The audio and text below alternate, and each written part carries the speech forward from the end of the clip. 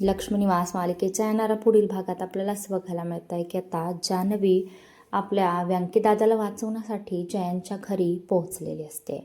जयंतला हे कळालेलंच आहे की घरी कोणीतरी आलेलं आहे आणि ती जान्हवीच आहे. त्यामुळे जयंत धावत पळत घरी येतोय.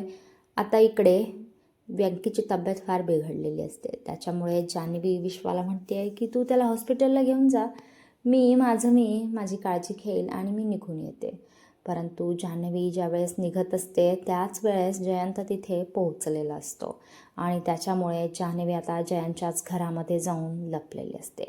तिथे आता जयंत म्हणत असतो की जान्हवी तू घरातच आहेस, तू येऊन गेलेली आहेस हे मला माहिती आहे.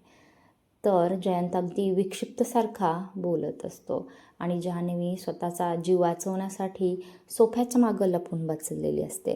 काय आता जान्हवी जयंतच्या घरातून पळून जाण्यामध्ये यशस्वी होईल का जयंत आता जान्हवीला रंगेहात पकडणार हे पाहणं खूप रंजक ठरणार आहे. इकडे आता आनंदीने कोर्टामध्ये साक्ष द्यायला नकार दिलेला असतो, कारण की तिला रवीने धमकावलेलं असतं. त्याच्यामुळे आनंदी आता गप्प बसलेली असते. ती आता अजिबात तोंड उघडत नसते.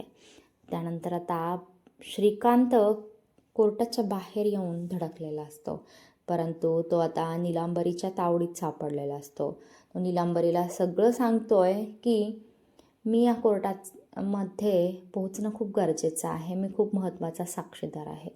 तर माझा ॲक्सिडेंट हा सिद्धूने केला नसून तो रवीने केलेला आहे, हे मला कोर्टात जाऊन सांगायचं आहे.